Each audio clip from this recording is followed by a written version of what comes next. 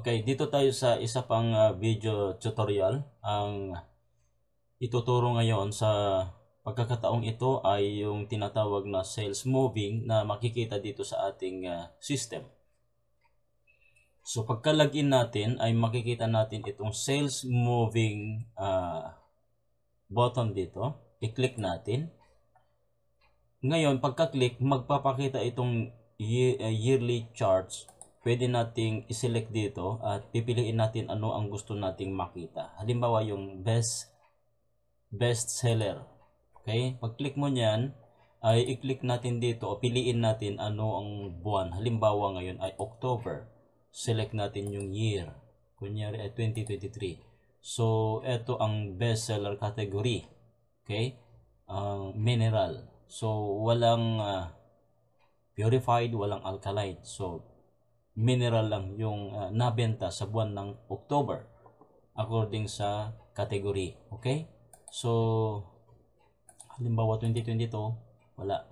Ngayon, dito naman sa isa na analytics, tawagin natin analytic, itong sales moving na ito, sa promo.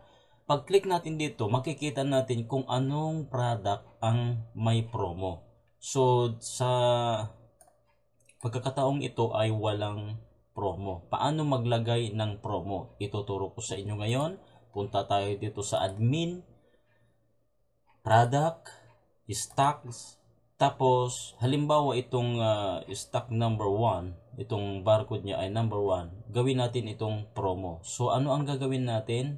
Magbigay tayo ng discount. Kunyari ay 2%. Okay? Mula sa original, right, 25. Okay, 0%. So, 2% discount. So, magiging, tama ba yan? 24.50. Kung hindi ko nagkakamali, dito, ang 0.02 o 1. 0.02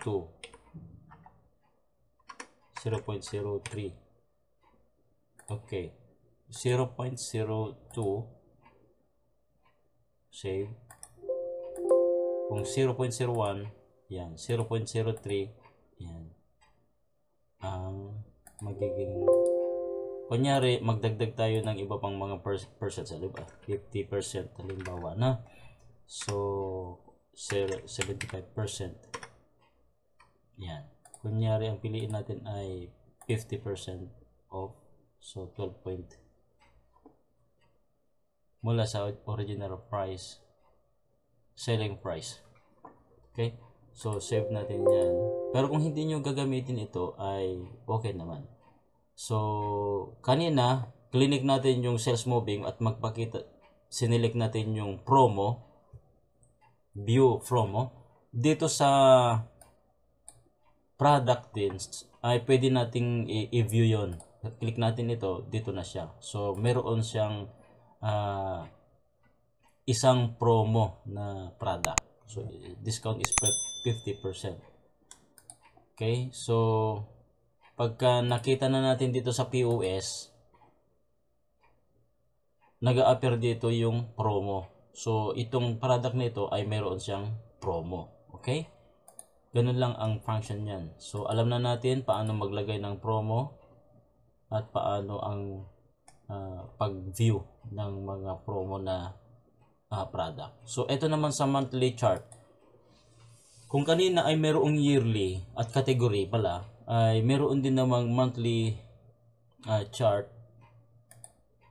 Select natin halimbawa September, last month, tapos select natin itong year na ito. So, ito yung magiging kalabasan niya.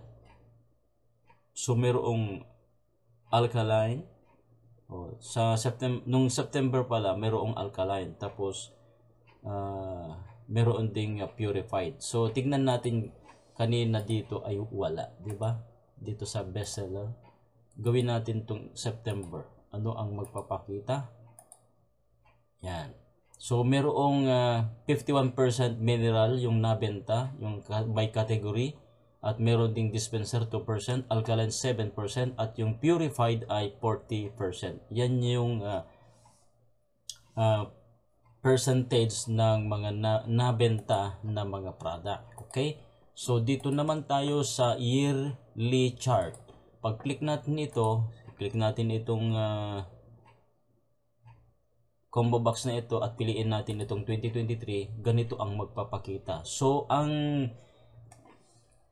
ibini-visualize naman nito ay yung monthly na sales. Halimbawa August, September, October. Bakit nagkaganyan yan? Nag-alphabetically. So dapat ito ay dire-diretso na by month. August, September, October. Sige, i-update natin yan. Pinapakita lang dito na ganito ang itsura ng ating mga sales sa bawat buwan. So yung October ay maliit pa, September mataas, yung August ay ganyan lang siya. Okay? So yan ang gamit nitong tawag dito, sales moving button dito sa ating system. Kung meron kayong suggestion or gustong ipabago, modified, ay maaari naman po pagka kayo ay nag-avail na dito sa system na ito. Mura lang itong system na ito. At pwede nyo itong i-download free. Nandyan sa description yung link ng ating software. Okay? So sana ay makatulong ito sa inyong negosyo, sa water refilling station, sa pagmamanage po. Kung bago lang kayo dito sa aking YouTube channel, ay maaari po kayong mag-subscribe.